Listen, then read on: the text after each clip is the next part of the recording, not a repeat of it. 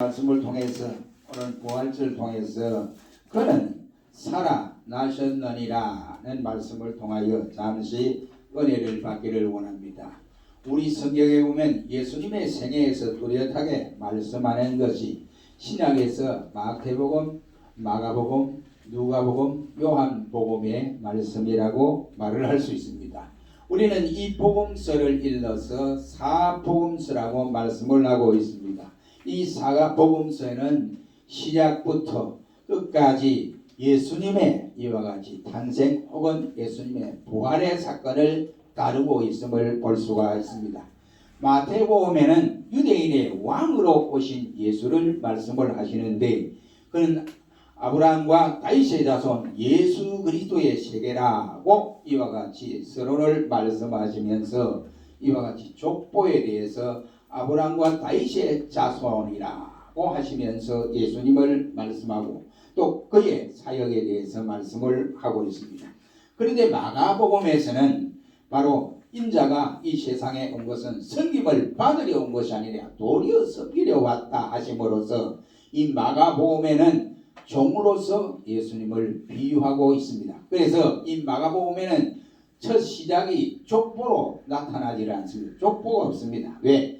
종에게는 원래 족보가 없다 이 말이죠. 그래서 이 족보가 없는 것이 바로 마가복음이고 또 누가복음은 인자복음이라고 해서 사람복음이라고 흔히들 말을 많이 합니다. 여기서 바로 인류의 조상 아담에게서부터 시작되어 소급하고 있음을 말씀함으로써 예수님은 확실한 역사성으로도 바로 이 세상에 태어나시던 바로 우리의 구주이다 하는 것을 말씀해 주고 있고 또 그리고 요한복음에서는 예수님의 신성에 대해서 상당히 강조하는 부분이 대단히 많습니다. 그래서 그 예수님은 바로 태초부터 계셨던 분이다 라고 말씀하시면서 요한복음 1장 4절 말씀에 말씀이 육신이 되어 우리 가운데 거하심에 우리가 그 영광을 보니 아버지 독생자의 영광 은혜와 진리가 충만하더라고 함으로써 예수님은 바로 이 세상 태초부터 계신 분이다 라고 말씀하면서 요한은 예수님의 신성에 대해서 아주 강하게 강조하는 내용을 볼 수가 있습니다. 그러나 이 사복음 전체가 시작은 이와 같이 조금씩 그 역사성에 대해서 다루는 데도 있고 그렇지 않는 데도 있지만 그러나 마지막 부분에서는 예수님의 부활에 대해서 다루고 있음으로써 모두가 예수님 부활 사건을 확실하게 말씀을 하고 있습니다. 오늘 우리가 봉독한 이 누가복음 말씀에도 24장이 바로 부활장이라고 말을 할 수가 있게 됩니다. 그러므로 안식 후 첫날 이른 새벽에 예수님의 무덤에 찾아갔던 여인들이 있었는데 마가복음에 의하면은 이 여인들은 막달라 마리아와 요셉의 어머니 마리아와 그리고 살로메 그 밖에도 몇 여자들이 있었더라고 말씀을 하고 있습니다. 마가복음 15장 41절 말씀에는 이들은 예수님께서 갈릴리 계실 때에 쫓아 섬기던 자요 그 외에도 예수님과 함께 예루살렘에 온 여자들이었다고 소개를 하고 있음으로써 우리가 이름이 나타나지 아니하는 이러한 여인들도 있었더라고 하는 사실입니다. 이들은 모두가 예수님의 최후까지 지켜보았던 여성들이라고 할 수 있습니다. 이들은 예수께서 사랑하는 제자에게 배반을 당하고 그리고 바리새인과 서기관과 제사장들과 장로들에게 괴로움을 당하다가 결국은 빌라도의 이름으로 사형 선고를 받고 십자가에 못 박히시는 그 순간을 생생하게 지켜본 사람들입니다. 제자들은 다 뿔뿔이 도망갔지만은 이들 여성들은 예수님의 바로 고난의 현장에서부터 마지막 순간까지 한 번도 놓치지 아니하고 지켜보았던 여성들이라고 할 수 있습니다. 그들은 예수님의 무덤까지 갔던 여인들이었습니다. 안식 후 이른 새벽에 예수님의 무덤을 찬양한 이 무리들이 바로 이 여성들이었습니다. 이 여인들이 예수님의 무덤에 찾아갔을 때 놀라운 사건을 발견하게 되는데 예수님의 시체에 향품을 칠하러 왔는데 예수님 시체가 없어져 버렸다는 사실입니다. 그래서 3절에는 저들이 말하기를 주 예수의 시체가 베지 아니하더라고 말씀을 하고 있습니다. 그때 저들은 예수님이 시체가 없어져 버렸으니까 거기에 향품을 바르기 위해서 향을 가지고 왔는데 없어졌으니까 저들이 때로는 바로 어떻게 해야 할지 저들의 마음을 가눌 수 없는 이런 상황이고, 또 한편으로는 걱정스럽게 눈물을 흘리는 이러한 상황에 접어들었을 때 두 천사가 저들에게 나타났을 때 여인들은 깜짝 놀라서 겁에 질려서 땅에 엎드리고 있었다라고 성경은 말씀을 합니다. 그때 천사가 하는 말이 바로 산자를 너희가 왜 죽은 자 가운데서 찾느냐, 살아나셨느니라 라고 예수님의 부활을 증거해주는 천사들이었음을 볼 수 있습니다. 우리는 이 부활절 아침에 천사들이 전해준 이 말씀을 통해서 그가 죽은 자 가운데서 살아나셨느니라, 왜 너희들이 죽은 자를 찾느냐, 산자를 찾아야 되는데 왜 죽은 자를 이와 같이 생각하고 있느냐라는 천사들의 고백을 통해서 이 시간에 바로 본문을 통해 그는 살아나셨느니라는 말씀으로 잠시 은혜를 받기를 원합니다. 첫째로 예수님의 부활은 하나님만이 궁극적인 승리자라고 하는 사실을 우리에게 보여줍니다.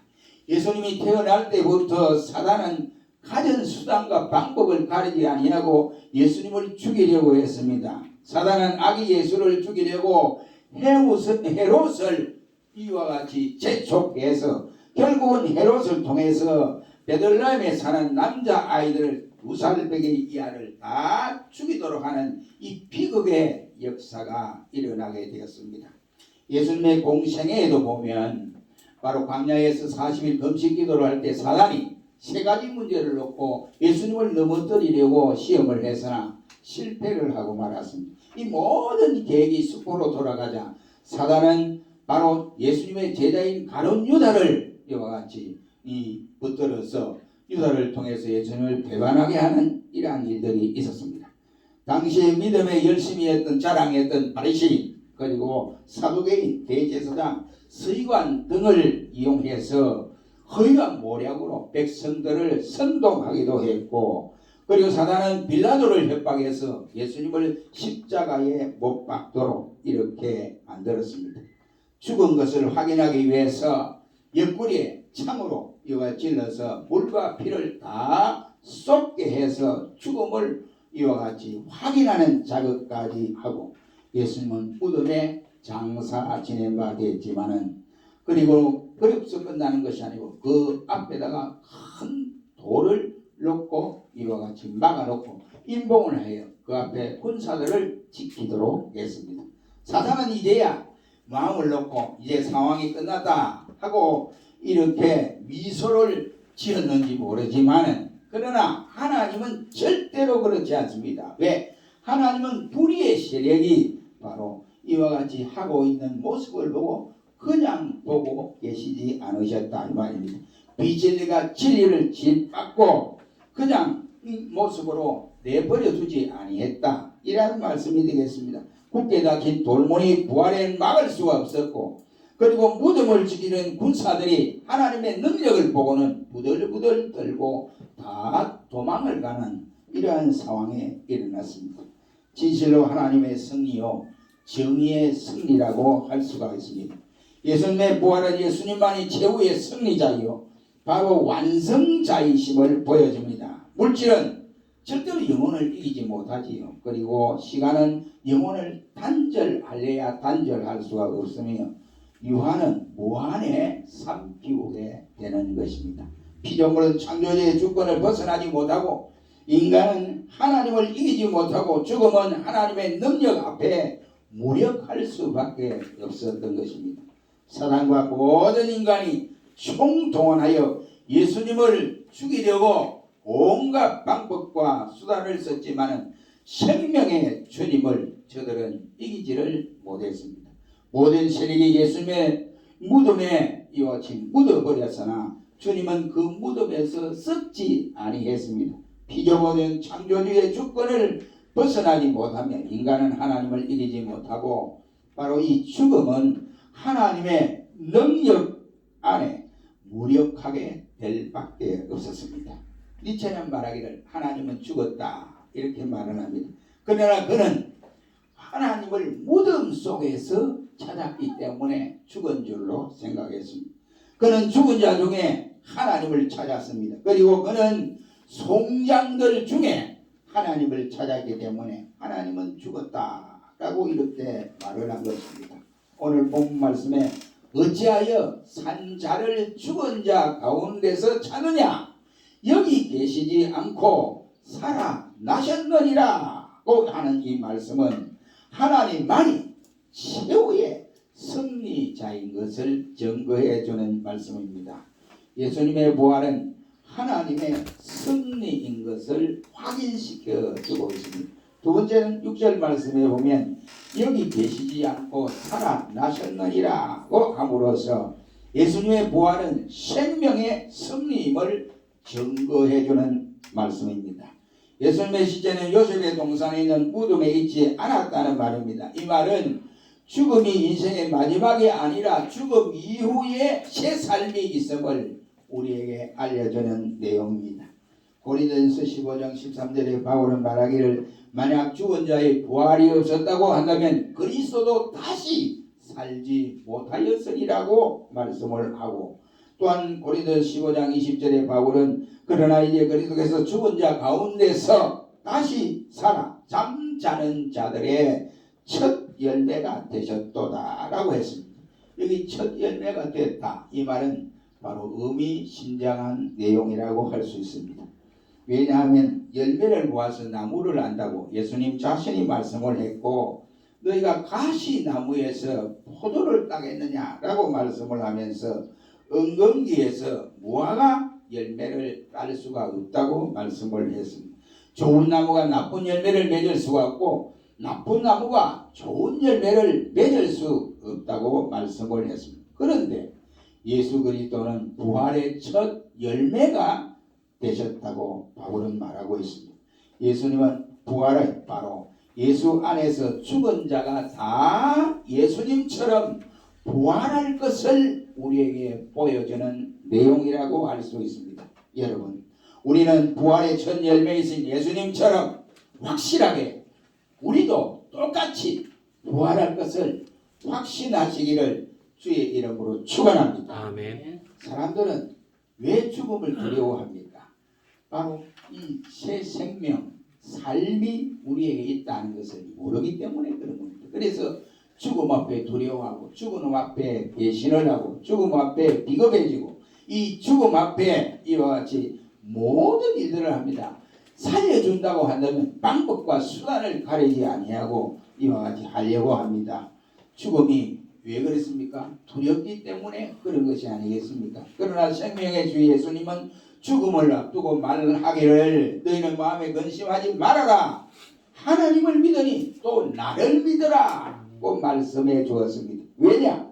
예수님의 부활은 생명의 승리이기 때문에 그렇습니다. 사랑하는 성도 여러분, 오늘 이 아침에 천사들이 여인들에게 통보한 그 말씀을 상기해야 됩니다. 어찌하여 너희가 산자를 죽은 자 가운데서 찾느냐 하는 이 말씀이 되겠습니다. 이 말씀은 예수님은 무덤에 계시지 않는다 이란 말씀이 되겠습니다. 정확하게 말하면 예수님의 무덤은 이미 비어 있었다 이런 말이. 왜냐? 예수님은 생명의 주인이시기 때문에 그러한 것입니다. 성경 어디를 보아도 예수님의 장례식 장면이 나타나지 않습니다. 그러나 예수님은 살아계실 때에 바로 엄청난 장례식장에서 기사와 이적을 일으켰던 일이 있습니다. 회당장 야이로의 딸이 죽어서 슬피 울고 있을 때 그 야이로의 딸을 살려주셨을 뿐만 아니라 나인성 과부의 아들을 살려주시기도 했고 또 죽은 이가 나흘이 돼 썩은 냄새가 나는 나사로의 무덤에 와서 나사로야 일어나라 라고 하심으로써 나사로가 사망의 권세에 붙잡혀 있을 수가 없이 그 자리에서 툴툴 털고 일어나는 일들이 일어났습니다. 예수님은 말씀하기를 나는 부활이요 생명이니 나를 믿는 자는 죽어도 살겠고 무릇 살아서 나를 믿는 자는 영원히 죽지 아니하리라고 말씀을 해 주었습니다. 하나님은 죽은 자의 하나님이 아니라 산 자의 하나님이라 이란 말입니다. 예수님은 사망과 음부의 열쇠를 가지신 분이십니다. 이 예수님은 사망의 권세를 빼버리고 부활하셨습니다. 이것은 생명의 영원한 승리임을 우리에게 보여주는 내용입니다. 부활의 이 아침에 우리 역시 생명의 주인이신 예수님, 이 부활을 확신하시고 우리 자신의 부활도 확신하시기를 주의 이름으로 축원합니다. 아멘. 마지막에 세 번째는 예수님의 부활은 하나님 나라의 궁극적인 승리라고 할 수 있습니다. 마태복음 28장 19절로 20절 말씀에 주님은 부활하신 주님께서 마지막 분보하신 내용이 거기에 기록되어 있습니다. 예수께서 나와 일러 가라사대 하늘과 땅의 모든 권세를 내게 주셨으니 그러므로 너희는 가서 모든 족속으로 제자를 삼아 아버지와 아들과 성령의 이름으로 세례를 주고 내가 내게 분부한 모든 것을 가르쳐 지키게 하라. 올지어다 내가 세상 끝날까지 너희와 함께 있으리라고 말씀을 해 주셨습니다. 여러분, 이 말씀에는 세 가지 예수님에 대해서 기록이 되어 있습니다. 부활하신 예수님은 하늘과 땅의 모든 권세를 가지신 분이시다 라고 말씀을 해주고 계십니다. 하늘과 땅의 모든 권세를 가지신 그분이 죽음을 바로 이기지 못하겠습니까? 죽음을 이겨도 능히 남으신 권세를 가지신 분입니다. 하늘은 바로 천사와 구원받은 성도들이 있는 것이고 땅은 바로 구원받은 장차 구원받은 하나님 나라에 갈 성도들이 사는 곳입니다. 부활하신 주님은 이 모든 권세를 가지셨다라고 말씀을 합니다. 그래서 요한계시록 11장 15절 말씀에는 세상 나라가 우리 주와 그리스도의 나라가 되어 그가 영원토록 세세토록 이 나라를 다스릴 것이다 라고 말씀을 했습니다. 예수님은 천한 인간의 몸으로 부유에 나셨습니다. 그는 자기를 낮추시고 죽기까지 복종하심으로써 십자가에 죽으셨습니다. 이러므로 하나님이 그를 지극히 높여 모든 이름들 위에 뛰어난 이름을 주시고 그 이름 앞에 모든 사람이 무릎을 꿇게 하셨더라고 바울은 빌립보 교회를 향해서 외치고 있는 모습을 볼 수 있습니다. 하나님은 예수님께 하늘과 땅의 모든 권세를 주셨다. 이런 그 권세를 가지신 분이 죽음을 능히 이기고 남죠. 두 번째는 부활하신 주님은 우리에게 온 천하에 다니면서 복음을 전하라 고 말씀해 주었습니다. 너희는 모든 족속으로 제자를 삼아 아버지와 아들과 성령의 이름으로 세례를 주고 라고 말씀을 했습니다. 이 명령이 오늘날 교회가 받은 명령이요, 이 명령이 저와 여러분들이 받은 명령이라고 할 수 있습니다. 얼마나 코로나 문제로 복음도 이와 같이 전할 수 없고 이런 형편이 있습니다. 그래도 우리가 복음을 전해야죠. 가까운 사람도 복음을 전해야 됩니다. 전하지 않으면 안 됩니다. 왜? 아직도 세상 속에 숨어있는 미끼로 작정된 자들이 있기 때문에 우리가 내가 복음을 전하면 성령이 그를 재촉하여 저들의 마음을 열어서 예수께로 돌아오도록 만드는 역사가 일어나기 때문에 그렇습니다. 그러므로 우리는 끊임없이 나가서 복음을 전해야 한다. 이런 말이요. 옛날에 육군이 이제 모의훈련을 하는 이 전쟁 모의훈련을 했습니다. 그런데 이제 연대장차가 이 진흙탕에 빠져버렸어요. 진흙탕에 빠졌는데 옆에 오니까 이제 이 병사들이 옆에 서너 사람이 있었습니다. 그래서 연대장이 아무리 생각나는데 그래 자기 운전병이 야 운전병 이거 어떻게 좋겠느냐 이럴 때 보니까 할 방법이 없거든요. 자꾸 이제 차가 전진하면 전진할수록 자꾸 진흙탕에 떠그니까 그래서 연대장이 하는 말이 옆에 보니까 군사훈련을 하고 있는 이 병사들이 있어요. 야 이리 와서 이거 좀 도와 이랬더니 그중에 병사 한 사람이 말하기를 우리는 갈 수 없습니다 그런 거예요. 연대장한테 갈 수 없습니다. 왜 못 가나요? 그랬더니 우리는 죽은 병사입니다. 이제 모의훈련에서 총탄 맞아서 죽었다 이 말이죠. 그러니 연대장이 화가 난 거예요.